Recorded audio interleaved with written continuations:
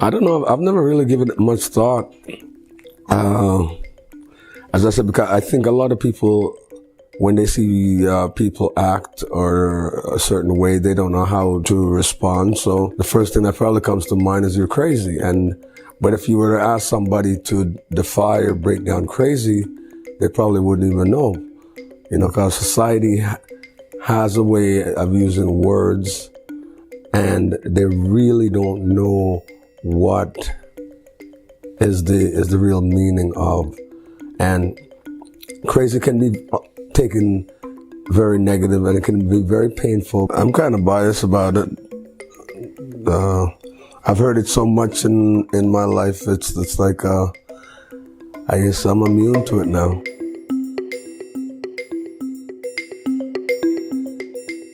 Oh yeah, I've felt that for a very long time, because I don't live in the norm or in the box. So definitely when you are creative or you're outside the box, you will be considered crazy.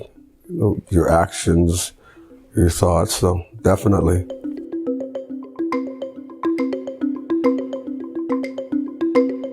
If somebody was going to be in my shoe, they probably have to give them a lot of warning, because I get into problems a lot just on an everyday basis, because I'm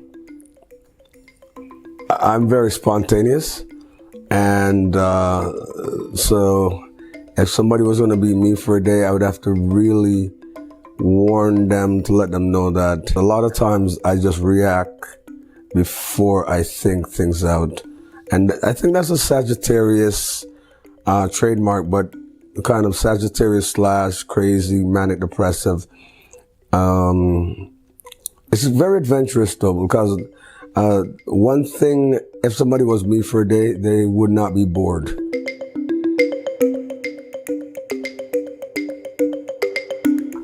My daily struggles is, I guess like anybody else. I mean, I try to explain to people that literally living with a bipolar illness or manic-depressive, it's a daily struggle, because just getting up out of bed is a struggle. But myself, I've kind of created routines. I created for myself that once I get up, I am able to motivate myself, because first of all, you have to motivate yourself before you can motivate others, but you also have to take care of yourself before you can take care of others. So my daily struggles is, as I said, like anybody else, but it's just that when I'm struggling, I keep it to myself. So by the time I get into the public, all people see the positive side. They don't see the buildup of like, oh man, I don't really want to go out today, or I'm not having a good day, I don't want to go to work. They don't see that side. And I create an environment so I can keep my lows at a minimum, so I don't have to share that. Because technically, most people don't have time for, for downers. So daily struggles is, as I said, getting up in the morning, getting up out of bed, and then making the best of it.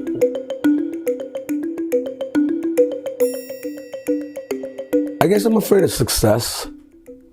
I guess when I really put it all together, during my life, when I find that I was getting to a point where I was getting successful, that this is it, I could really accomplish my goals, there seems to be a block. Like I almost think that I don't deserve to be happy, or I don't deserve, as I said,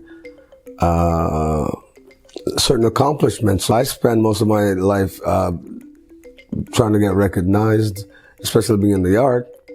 But yet when you come close to the end of the journey, your fear of, like, if I accomplish this, then it's over. Like, what am I going to do? So really, it's about the journey. Because once you reach your goal, the fear is like, now what? So my fear would be definitely success.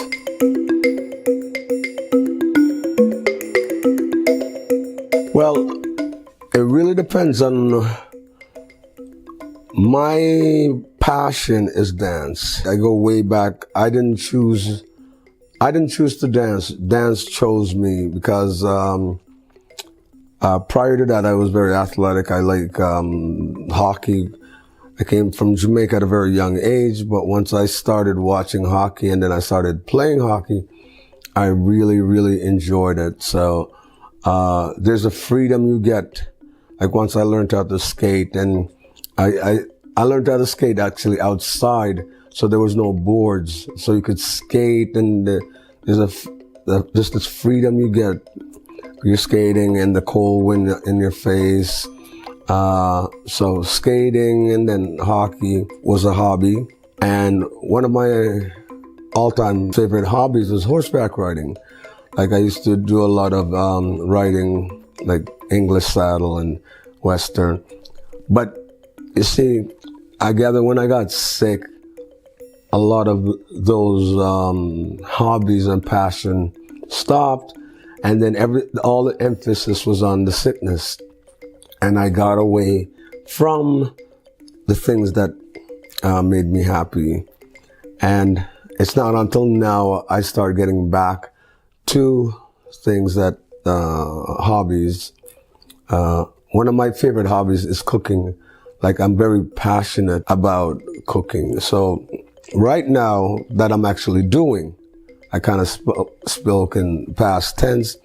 So dance and cooking is something that I'm doing right now. But the other stuff are things I need to get back to.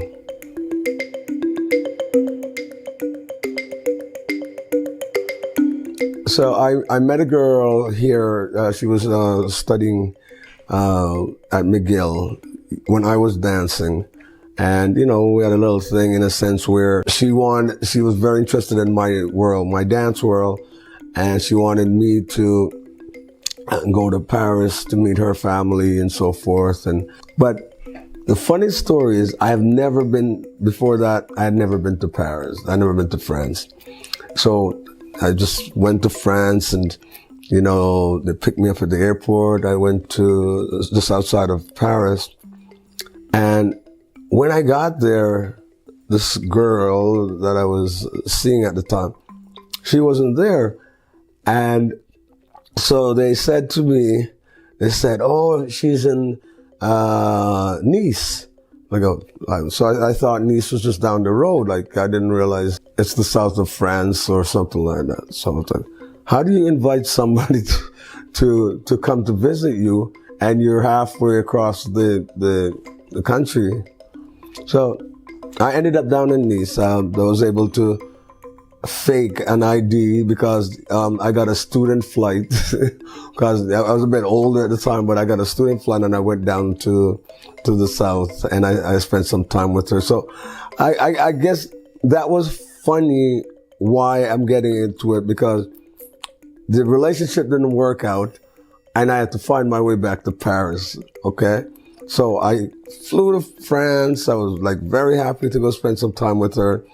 Well, I gather while she went back to France, she found another boy, as she puts it. So now I had to get back to Paris.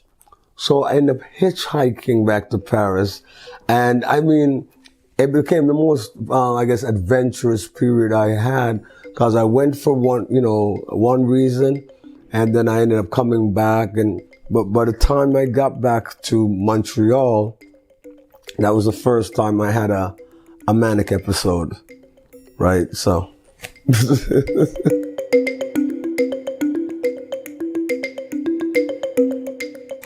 My social life now is great because I've created this life that I'm living right now.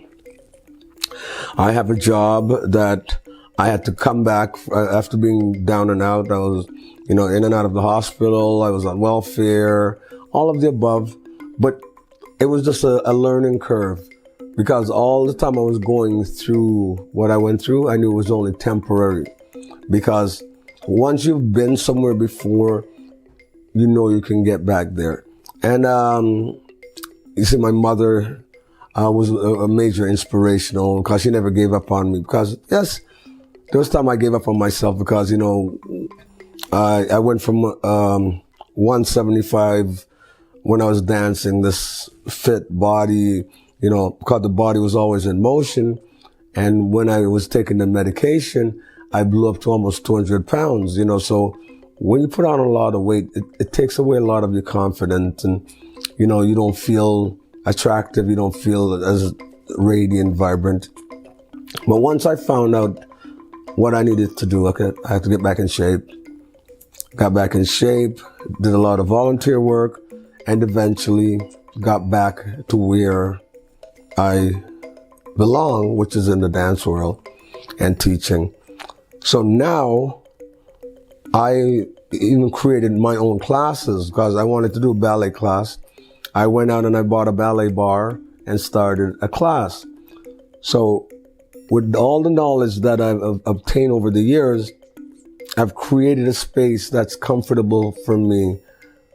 So I there's nothing I would change right now based on the experience that I have. Because yes, it's easy when you get out of control, that if you don't find a way to channel that energy, it will destroy you. Now myself, as I said, I was out of control, but I knew that if I got on stage and started performing, like, there's nothing like having a manic energy and being in the arts, because you need to be manic. With myself and the people, I met a lot of people who literally, if they weren't manic, there's no way they could do what they do. So I realized that actually manic energy is a very positive energy if it's used properly. One of my metaphors that I always use is like, manic can cook your food, or it can burn down your house.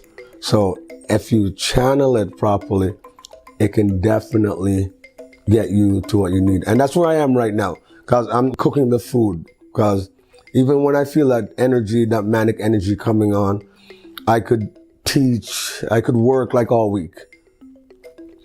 Right? So where I am, or what I've created now, I've created it based on the knowledge that I obtained when I was real depressed and when I was down. Like, I went through the depressive state. I didn't want to be around other people, because I felt so bad about myself, and I look bad. Because there's a thing when you get depressed and you literally start beating up on yourself, and you're not taking care of yourself, and you don't want to be around people, family, friends, lovers. So, but when you feel good, which is a work in progress, like myself, I work to put myself in a position where when to feel good. So I feel good to be around people. People are happy when I come around, because it's like when I come around, it's like, oh, hey, AUDLEY, what are you doing? Because they don't feel like I'm going to down them, because there's enough downers in the world right now. Trust me. You don't have to go far.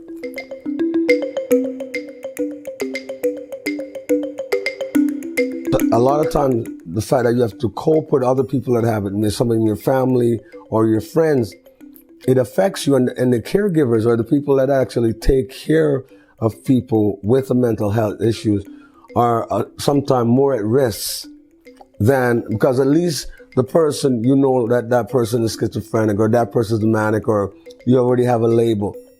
But the other person who's taking care of those people, a lot of times they haven't been diagnosed, because they're the caregivers.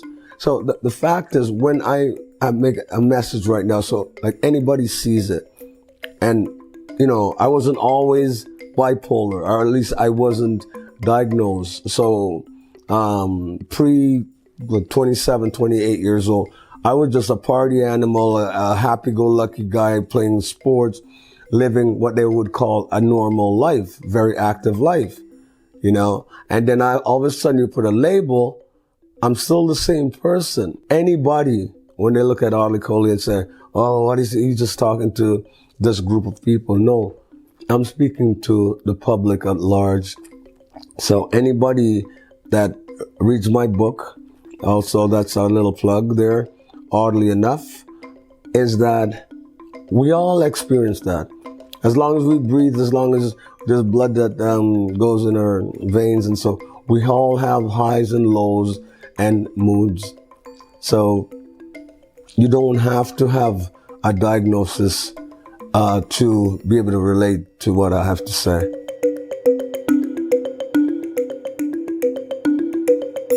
I eat a lot, and if you don't know me, you probably would know that because I maintain my weight. But I burn a lot because I move a lot. And I didn't realize that, even early in my life, because that I would develop a bipolar illness. But when you develop a bipolar illness, you actually burn, you're like a candle, you're burning. So it's important for you to fuel your body.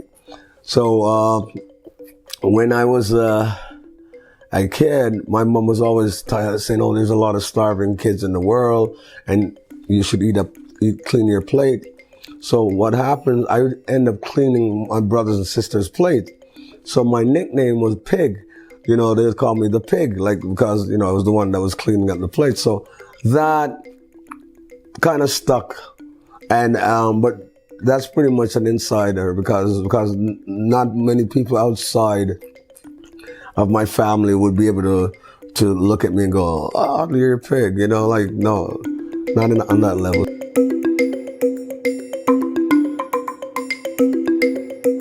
If I knew what I knew now, well, I wouldn't be sitting here and having this interview. But a lot of times, I'm speaking from my experience when it comes to bipolar illness.